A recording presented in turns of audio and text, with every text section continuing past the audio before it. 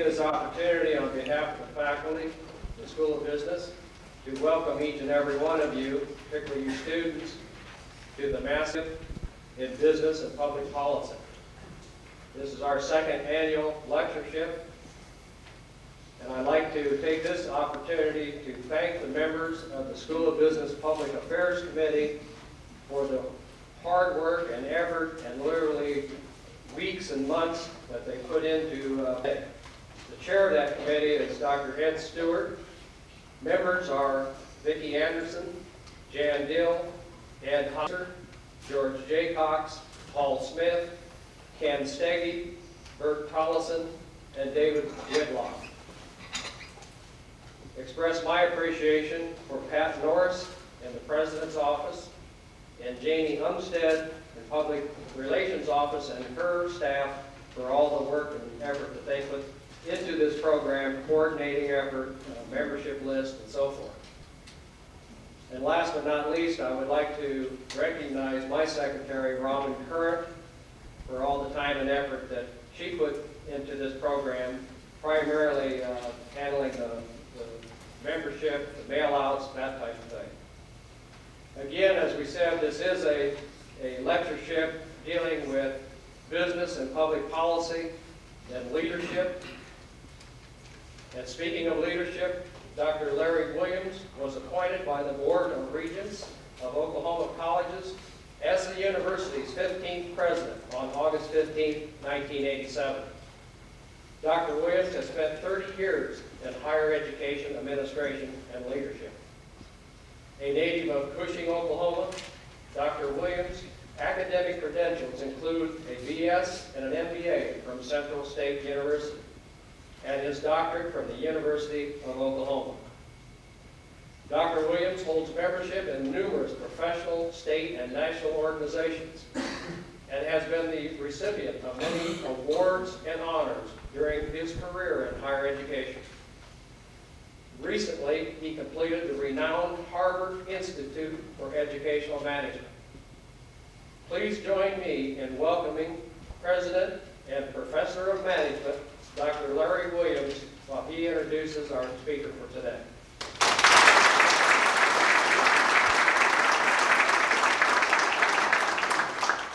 Thank you, Dr. Masters. What a great introduction by a great dean. As you all know, we've had really good things happening to the School of Business here at Southeastern Oklahoma State University in the past year or so, and much credit can be given to Dean Masters and the fine faculty that he has assembled in the school.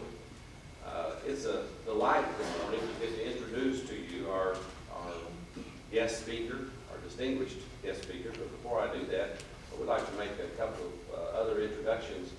As you read on the bio that was handed to you as you entered the ballroom, George Kaiser is formerly a member of the Oklahoma State Regents for Higher Education.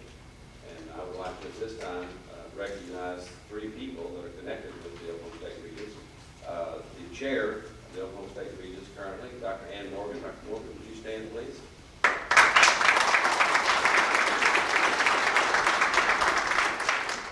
Dr. Morgan is completing her term, or is it sentence, Dr. Morgan, on the member of the Oklahoma State? Depends on what day. Completing her term as a member of our state regents, and has done a magnificent job in providing leadership and accountability in a very true sense of the term that we had not had perhaps in our state system. With Dr. Morgan today is our Executive Vice Chancellor and Chief Operating Officer of the State Regents, Gary Smith. Gary, would you stand with me?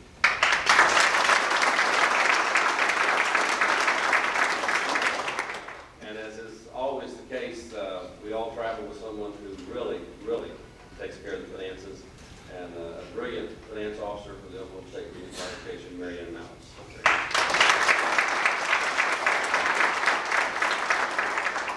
You all have the biographical information on the lectureship and the information on George Kaiser. I do want to remind ourselves for a moment that we're here today to hear a lecture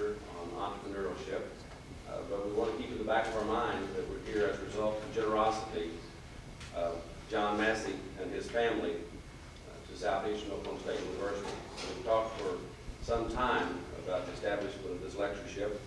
And John, as you all know, is a dear and close friend to the university. He's one of those people that regardless of what our needs are, a lot of help is just a phone call away.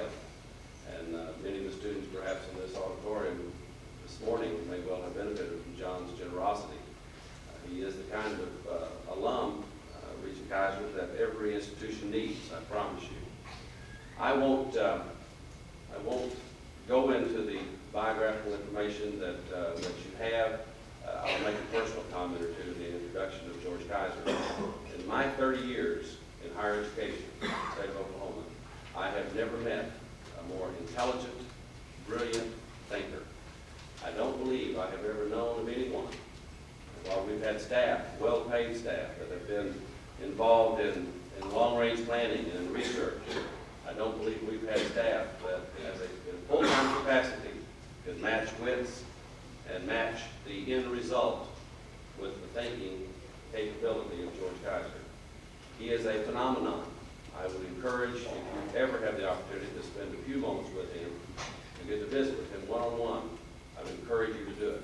He is an extraordinary person, an entrepreneur beyond all measures in anyone's form, but a really dedicated person, dedicated not to the making of money, which he has been very successful at, but dedicated to the betterment of the students in the state of Oklahoma, dedicated to a better higher education system.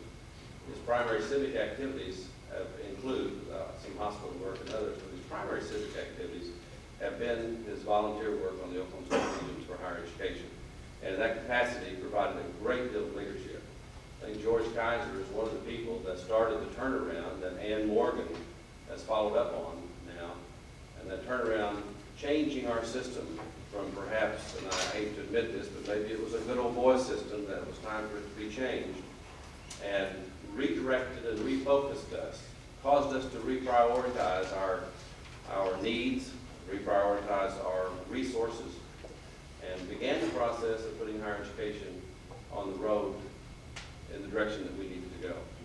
And I think the system, the students in this auditorium, the students all over this university and every university in the state of Oklahoma will be forever indebted to George Kaiser because of his work with the Oklahoma State Regents. With that, ladies and gentlemen, I'm very pleased and proud to present to you George Kaiser.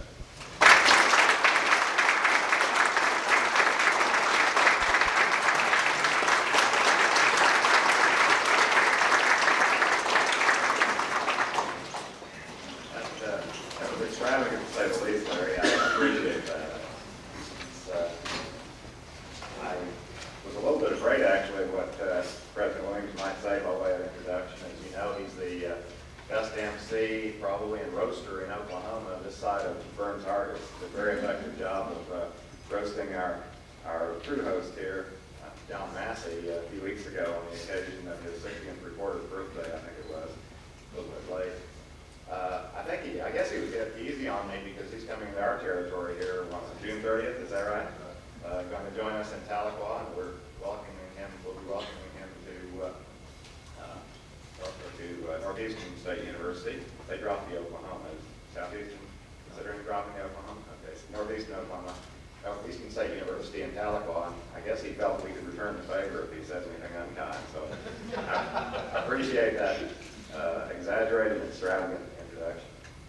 So, introducers sometimes say that the speaker needs no introduction. I guess, Larry, you felt I needed all the introduction I could get. I should probably start with the Admiral Stockdale approach today. You all remember Admiral Stockdale, don't you? He was Rothro's running mate during the 1992 presidential campaign. He opened his comments at the vice presidential debate by saying, he stared at the camera, I think, with a somewhat bewildered tone, and said, who am I and why am I here?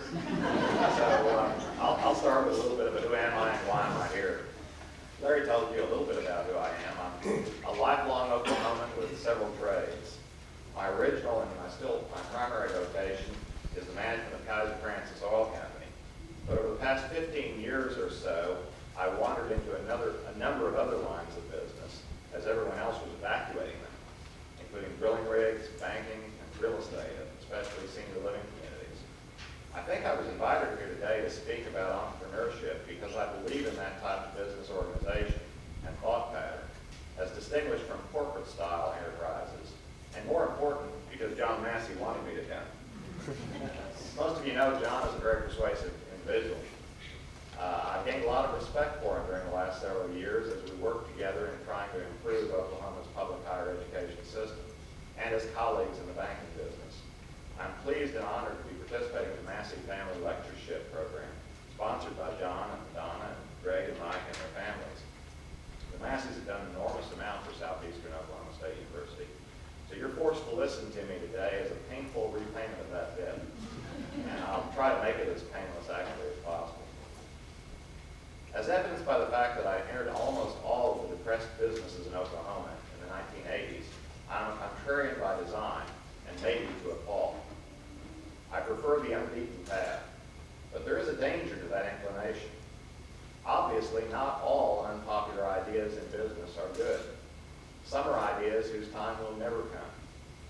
The goal is not to always oppose the conventional wisdom and seek out-of-favor bargains, but to attempt to divorce yourself for a moment from the popular beliefs, analyze the facts with a fresh, uninfluenced approach, and try to find a pattern or trend that others do not see. If you instead always go with the flow, you will most likely be carried downstream with the current and drowned. Of course, the conventional wisdom is often correct.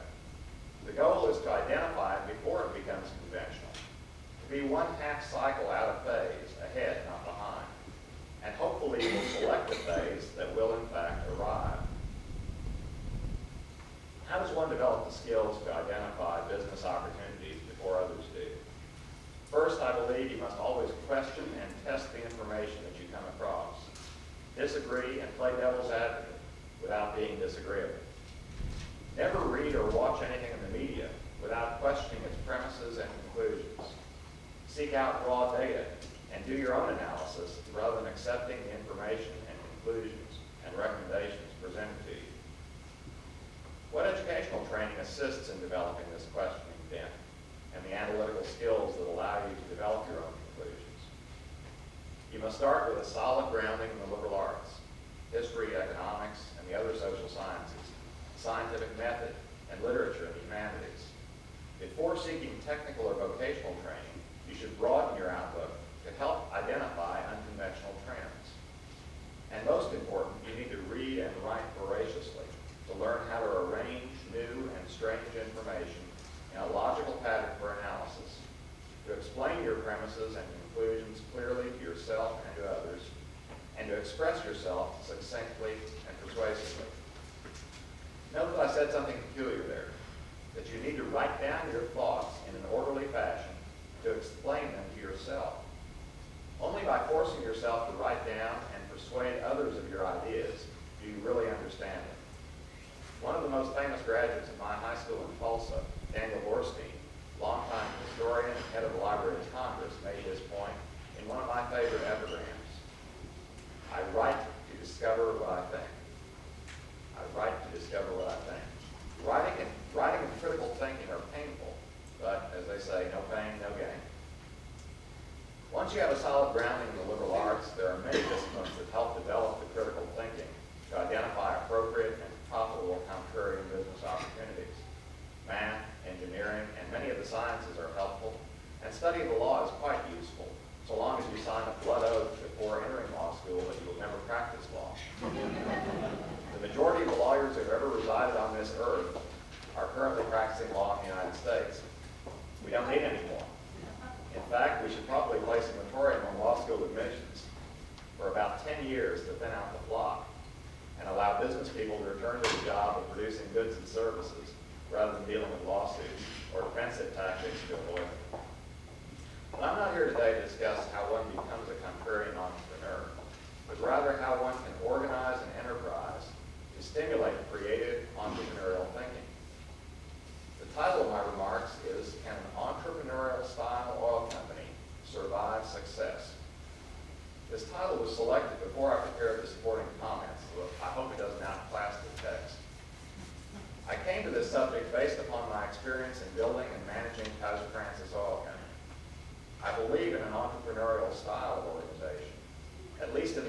gas exploration and production business. And I have fought to retain that flavor in our company well beyond the size range at which business textbooks will tell you a company must adopt more formalistic organization style, a chart style of management. We are among the largest independent oil companies in North America, with interests in more than 5,000 producing oil and gas leases in 22 states and provinces.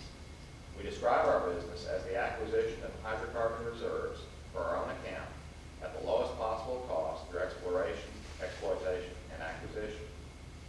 To avoid participation in an easy entry, lowest common denominator sector of the business, we tend to drill in high-cost, deeper areas with complex geology and difficult drilling and engineering problems.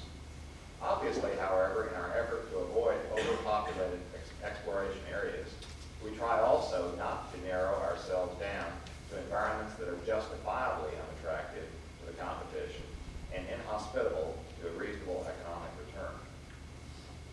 With our preferred exploration specialty in semi-deep gas, a segment of the industry especially hard hit by the pricing downturn of the 1980s, you may well wonder why we were able to survive and even thrive in that environment.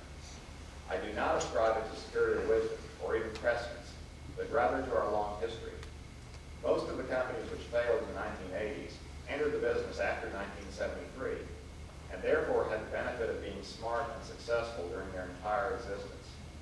They never had the opportunity to experience tough times, and were thus able to ascribe their success, as all of us are wont to do, to their own personal brilliance.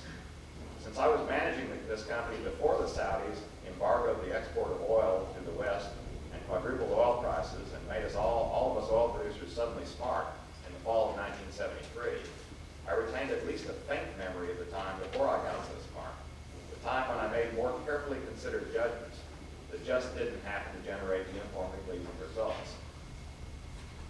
Thus, with at least a bit of humility, and Morgan will verify that it's only a bit, derived from the perspective of participating in prior cycles, we did not get quite so far out on a limb, as did some of our brethren, and we therefore survived the progression of the 1980s.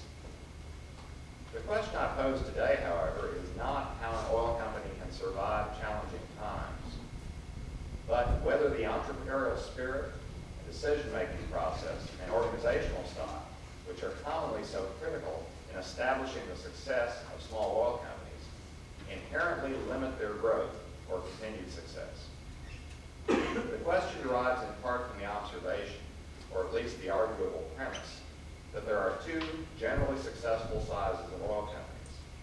On the one hand, there are the Shells, Exxons, and Mobils with their superior technical abilities and financial resources, which allow them to gain attractive returns through power and momentum in oligopolistic markets, despite a sometimes lumbering decision-making process. The other successful industry life form is the small independent, generally organized around the personality and drive of the founder, owner, manager, which pursues opportunities that are less attractive to the large companies, and which gains its competitive advantage from the kind of creativity and quick decision-making which rarely survive in a hierarchical organizational structure. In between these two styles of organizations are perhaps 50 to 100 mid-sized oil companies which have, by perceived necessity or by transfer of active management from entrepreneur to administrator, found themselves in what I describe as an awkward in-between size. They do not have the technical strength or financial muscle of the majors and have lost some of the entrepreneurial spirit and speed of movement of the small independent. Over the past 25 years, only a couple of these companies have grown into majors, and few can even boast exceptionally attractive new reserve finding costs or growth rates. The record of this period suggests to me that the skills and characteristics of a successful small company may not be readily adaptable to the requirements of a larger company, or that the spirit and excitement that drive the small company are dissipated in the more stultifying environment of the company as it gets larger, so that entrepreneurs leave or lose their enthusiasm, and managers replace them and mimic the inapplicable management techniques of the major oil companies. Is that the conclusion then? That small, successful entrepreneurial companies, as an inevitable result of their success, progress into the no man's land of the in-between size company with its attendant restrictions on future growth? Is there a force of nature controlling this sequence, like the Marxist progression from feudalism through capitalism to socialism? I don't think so. The experience of Kaiser Francis and other mid-sized companies suggests that you can preserve the entrepreneurial spirit and dynamism beyond the point when textbooks would dictate otherwise, and that the nature of the oil business is such that you must do so in order to maintain your momentum. What are the distinguishing organizational characteristics which I am including under the overused rubric of entrepreneurial, and which distinguish small, dynamic, opportunistic companies from their more traditional, larger competitors? In the course of defining that term, I will indulge in depicting some of my business philosophical biases as universal verities. In order to endow these personal prejudices with the appearance of objective truths, we'll call them principles of entrepreneurial organization. First principle: the specifics of the organizational structure don't matter. Let me start by undermining the question and debunking a lot of what is taught in B school. The specific organizational structure adopted by a company doesn't much matter. I don't believe that companies are built or remain successful to any significant degree as a result of organizational principles. Many styles of organization would yield success. We retrospectively study the companies which have been successful for reasons quite unrelated to their organizational style and ascribe that success to their structure. The success, as in all enterprises, is generally a result instead of the creative ideas of creative people, a product idea, a marketing idea, a manufacturing idea, a financing idea, a negotiating idea, or whatever. The form of organization adopted in the early stages of the enterprise was probably merely a function of the personality of the founder and not a consciously selected structure. Principle 2 is the one exception to my cavalier dismissal of the significance of organizational structure. Avoid unnecessary hierarchy. An entrepreneurial organization requires flexibility and a free flow of information up and down the line. Creative ideas get cold, and their discoverers feel stifled if the ideas are not conveyed and developed and discussed while they are still new, fresh, and exciting. That doesn't mean that each one needs to be impulsively acted upon immediately, but it does need to be quickly aired and encouraged. A rigid hierarchical structure requiring ideas to win their way through the proper channels, picking up new claimants, political enemies, and legal caveats along the way, assures that the resulting decisions will be safe, tried and true, and effectively purged of their creative spark. Unconventional ideas will not survive the journey, and their authors will journey to a less hostile environment. It should be clear from the prejudices I expressed in the first two principles that I regard the critical element for entrepreneurial success to be not organizational structure, but rather, principle number 3, secure and exploit the creative ideas of creative people. The number one objective of good business management should be to attract to your entity and to retain people with creative ideas and mature judgment, not necessarily a function of age or experience, and keep those people happy, creative, and productive. Doing so requires the free form, accessibility, and openness to new ideas that I recommended before, as well as compensation arrangements and environmental conditions that reward and stimulate that new creativity in the manner I will suggest shortly. More crudely put, this principle could be summarized as hire and retain entrepreneurs, harness and direct their greed. To use these people creatively, principle number 4, hire people, not positions. Design job responsibilities around people, rather than molding people into a slot. Be willing to hire a creative person with intelligence and character whenever he or she comes to your attention, rather than just hunting for the appropriate person when a slot comes available. Restrain your prejudice against people performing in areas outside of their immediate specialties. Kaiser Francis' exploration manager and many of our prospect generators are not geologists.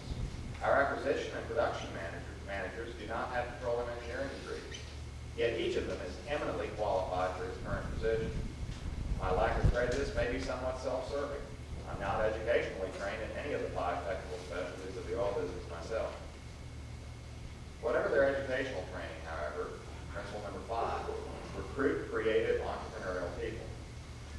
have had a number of notable exceptions through the years. Generally, entrepreneurs are born, not made. The typical person we recruit has demonstrated an entrepreneurial instinct since childhood, perhaps ran a business on the side in high school or college, and anticipates founding his or her own company in 5 years, just as soon as he can put together the necessary financial wherewithal. Our challenge is to make the environment so pleasant and the opportunities for personal enrichment so attractive that she never actually feels the need to leave. We have been able, almost without exception, to recruit into our fairly large organization these three spirits, and we have rarely lost anyone we didn't wish to lose. How do you retain these people? Principle number 6, strongly discourage political intrigue and departmental jealousies. Make sure that everyone around the office knows that office politics is the cardinal sin of the corporate culture. That you don't ever want to hear, "That's not my department," or that someone is withholding information, or trying to prove how good a job he is doing, or how the poor result was someone else's fault. Don't recruit people who have thrived in a political environment, or have been comfortable in a structured atmosphere. Make sure that transference of glory or blame is ineffective by working closely enough with people's ideas to know where the idea came from or where the problem arose. 7, don't tie them down with bureaucratic methods and administrative diversions. You must commit to your line management people so that they can concentrate their energies on developing their profit-making ideas, not on administrative diversions. That they can spend time on problems and opportunities, not on office politics. Do not publish an organization chart and maintain the lowest possible number of reporting levels. Become a line-oriented job shop with each person in charge of a project which he can carry through to the point of seeing a result. Let him deal primarily with problems and opportunities, not reporting and supervising. Avoid a budgeting or long-range planning process, and don't govern the business with financial statements. Make your goals line goals which people can identify with, acquiring reserves through exploration, exploitation, and acquisition at the lowest possible finding cost, not overall net income or return on capital. The relative freedom from political intrigue and administrative distraction, and the ability to carry an idea through to fruition, will help retain the entrepreneurs you recruit. But if you have recruited effectively, another element will be at least equally significant. Principle number 8, enhance their incentive performance-based compensation at the expense of their tenure-based compensation. Make sure there are many ways in which all creative employees, including field production people and office clerical people, can participate in the reward from their ideas and from the company's success in a direct and meaningful fashion. You are, of course, morally obliged to provide adequate tenure-based compensation benefits, such as health, disability, retirement, and life insurance plans, and to provide competitive salaries. But try to arrange more than half of the compensation of the higher-paid people in incentive participation in the discovery or acquisition of oil and gas reserves. Get them a sizable piece of the rock, or a permeable hydrocarbon bearing. Let them invest their own money and their ideas on preferential terms to allow them to satisfy their need to build their own company under your protected corporate umbrella. Principle 9, focus their compensation as closely as possible on their own ideas and projects.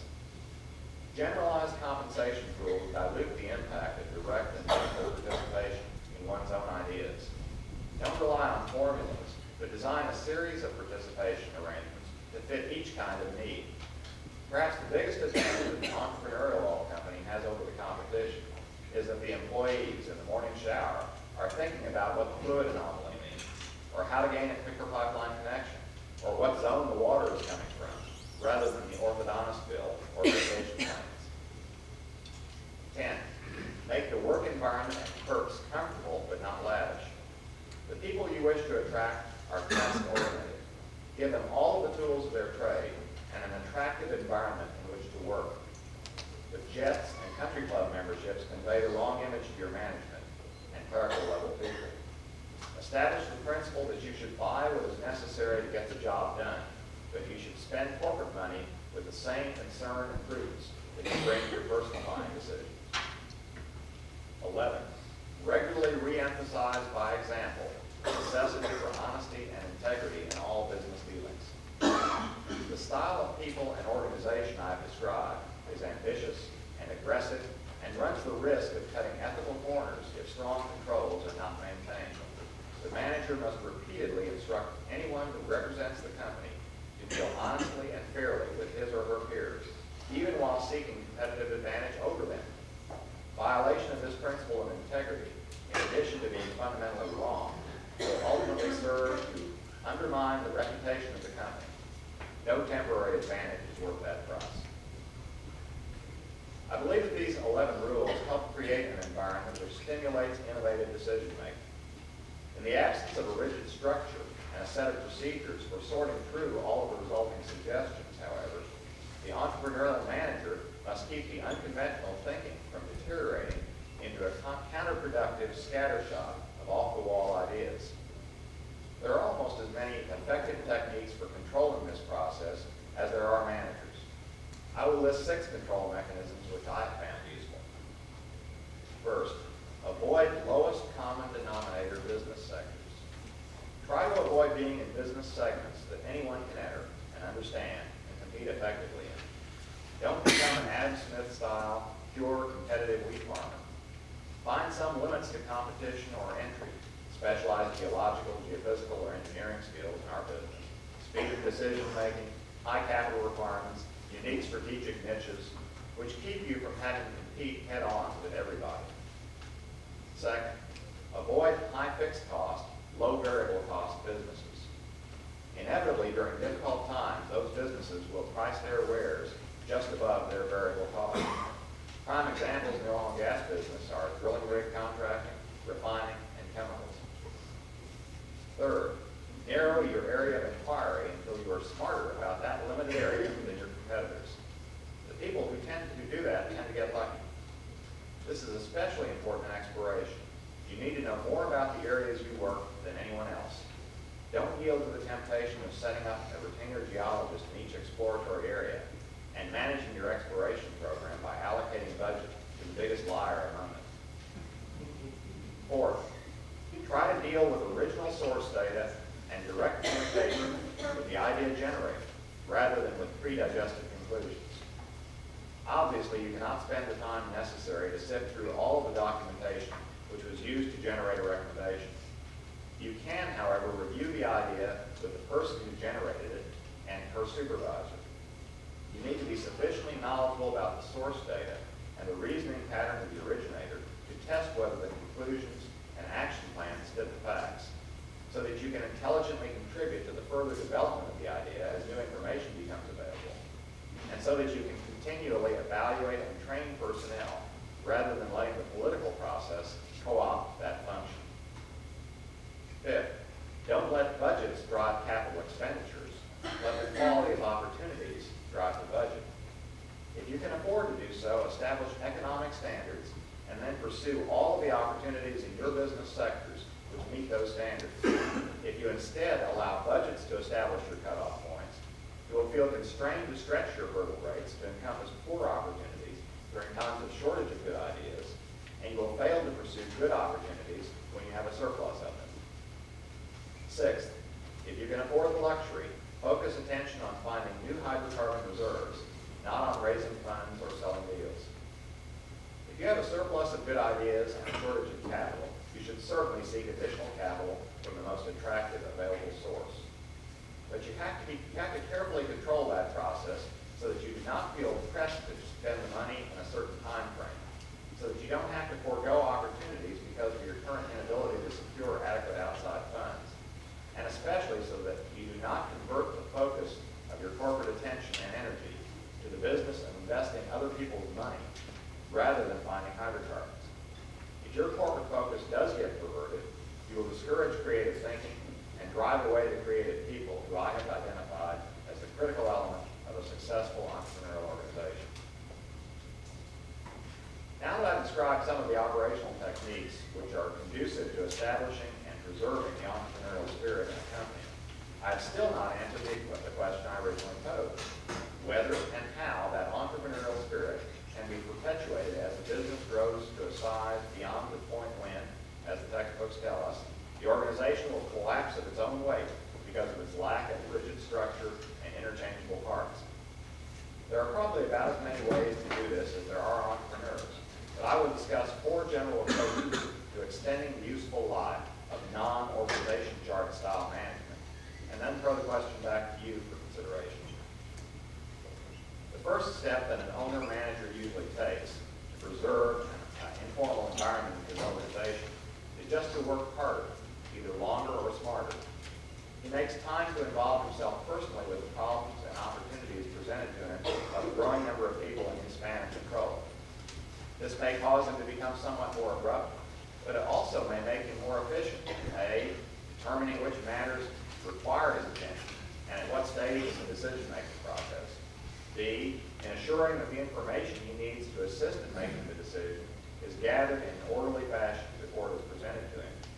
And C, in delegating to others to follow up to make sure that the agreed-upon strategy is appropriately followed. A second method of prioritizing and making most efficient use of the owner-manager's time without making him invisible to his co-managers is to select certain areas of the company's operations which can adopt a hierarchical structure without unduly damaging creativity. Many staff functions do not lend themselves to an informal organizational style, and the entrepreneurial manager could likely gain by removing himself from day-to-day decisions in those areas. Though like the so-called non-skilled positions in football, they are critical to the success of the organization, but they are less likely to be peopled by free spirits and less likely to need unconventional approaches to problem solving. The functions from which the manager could remove himself with little damage include accounting, data processing, some routine land, legal, and marketing work. He should remain deeply involved, however, with the design of management information and financial reports and unusual marketing and legal problems and opportunities.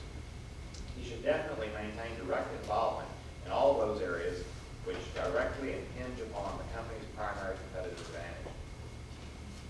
A third method of permitting growth without calcification has been adopted by the few successful public companies which have preserved an entrepreneurial spirit, namely the hiring of aggressive, young, entrepreneurial managers, providing them with exceptional potential incentive compensation rewards, and giving them unusual authority and responsibility early in their careers.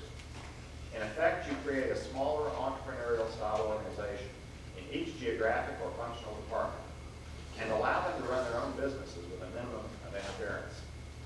One might describe this as the investment banker's solution, and it does have the ethical and impetuosity risks of its namesake. Finally, the most common method of preserving an entrepreneurial spirit is to give up the effort, sell out, and start over with a size organization which is more conducive to free-form management. More an escape than a solution. Having suggested a few answers to the question I originally posed, let me now stop talking and give you some time to challenge my premise that mid-sized oil companies tend to underperform, or to criticize my description of the entrepreneurial principles, or to defend some of the B-school verities which I've debunked, or to ask how any of this deals with the succession question, or to point to examples in which companies did grow and prosper without losing the creative spirit that got them where they were. Or if you prefer, I'll entertain questions about any of the other subjects which I claim expertise, including oil and gas pricing, banking, real estate, healthcare reform, Oklahoma higher education, tort reform, or even the NBA championships. I hope my comments have served as a useful counterbalance to the conventional wisdom about business organization and business school textbooks. Thank you again, John, President William, Dean Masters, for the invitation, and thank you all for your patience in listening to me.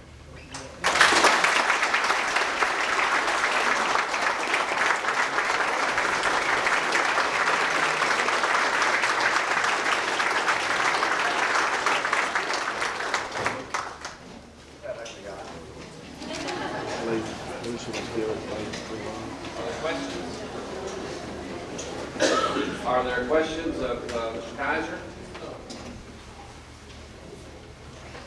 George, speak to the issue of succession, if you will, because that's clearly an important topic, and I presume one you're thinking about. Right, it is, and it's one that I clearly avoided in the comments. It's dangerous to select succession in the advance because everyone in an entrepreneurial organization perceives himself as capable of succeeding in the role of chief executive. What you do, though, over time, and what I've done, is gather together 5 or 6 or 7 people who tend to be an informal management team. That team actually may vary in different areas of the company, but generally there will be a few people. I do have in my mind someone who would be my successor in case I die in a fiery crash on the way back to Tulsa. But I think it's a little bit dangerous to identify that person. You can also, of course, lead suggestions which do not have to be observed thereafter. But that's a difficult problem in an entrepreneurial organization, and commonly the organization does not survive the founder or organizer. Now we have, in our case, we have so much personal investment by all of our key people that they will have a lot of incentive to stay on and work cooperatively and for the premium to naturally rise. What I've actually done in my case is I'm arranging for my company to be sold to a charitable trust, and for that trust, or given to a charitable trust, that charitable trust to sell it back to employees and family members in a way that the employees will have a natural desire to succeed. One thing I didn't comment on, I probably should, is succession to the related heir apparent may or may not work. I tend to believe that family companies don't survive 2 or 3 generations generally, and I think it's a bad practice to require children to follow the pattern of the parent. In my case, none of my 3 children is going to follow the pattern, so we will have third-party management from employees. And that's probably a better result in general. Yes. You talked about moving away from budgets and not getting tied to a budget. What is your approach to effectively and efficiently allocating resources? Good question. That's a scary concept to a lot of people, particularly in the business school context. No budgets, no long-range planning. I have more confidence in speaking of long-range planning than I do of budgets. But the way you can allocate resources, I think, effectively is by having hurdle rates as to each kind of economic activity, and then accept any opportunity that substantially exceeds that hurdle rate. Now, if you are clearly running out of resources and do not have the ability to secure additional resources creatively, then you will have to raise your hurdle rate until you do have an effective budget. But the better solution is to recognize that you have a surplus of good opportunities and a shortage of capital, and creatively solve the capital problem. If that means, if you're capable of borrowing money, that means borrowing money. If you have excellent ideas, you ought to be able to bring in partners with capital. And I prefer that method to establishing a budget than arbitrarily cutting off your business opportunities where that budget tells you to. And even worse, during depressing times, you have to have the courage to sit on your hands and allow capital to accumulate rather than spending it wildly. And most major companies establish a budget every year and do not truly zero-base their budgets as they say they do, but marginally adjust it and award capital to what I describe as the bigger liar among the competitors for capital. So whoever presents a better case, who's more persuasive, who is more articulate, or establishes premises and assumptions that are more aggressive, gets the capital. And that may not necessarily be where it ought to go. Other questions? Gary? George, how have you, on acquiring a large bank in Oklahoma, how have you dealt with and applied your entrepreneurial skills to this kind of organization? Good question. I think Wade Edmondson, in fact, would say I haven't, but it is less applicable, frankly, to the banking business for a lot of reasons. Not just because it's a large organization, because I do think entrepreneurial principles can pervade a large organization as well. But the banking business, because of the experience in the United States in the 1930s, is a thoroughly regulated business. And there are only certain things that you can do to free it from the regulatory restrictions. Having said that, though, we are doing a number of creative things in the company that other banks do not do. In fact, Wade, I mentioned earlier, is in charge of one of the departments, which is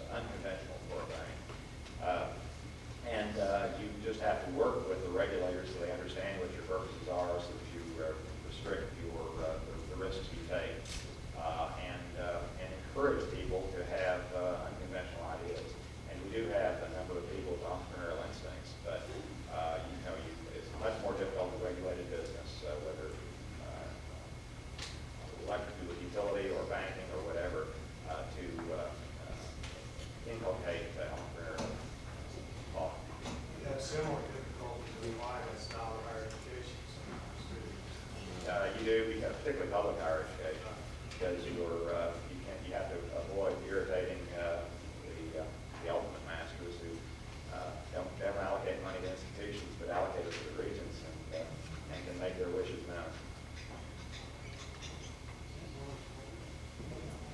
Any other questions?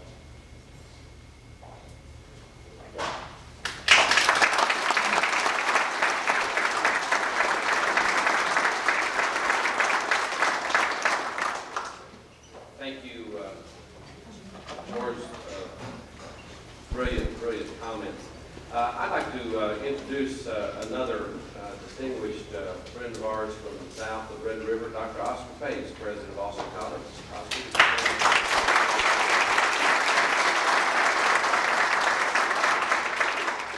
Well, it's been a long time coming getting you to come to university. We've been trying to get George here for years, and finally had to resort to the power of persuasion of John Massey to be able to get it done. We're delighted to have you here on our campus. At this time, we'll turn it back to Dean Masters.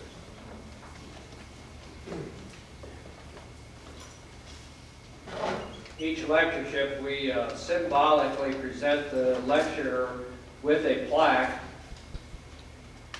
This year's plaque does go to George B. Kaiser, as our lecturer for 1997. The plaque states Southeastern Oklahoma State University School of Business, the Massey Family Lectureship in Business Policy, or Business and Public Policy. George, I'd like to present this to you. Of course, I'll take it right back and put it in its charitable place in my office. Thank you very much.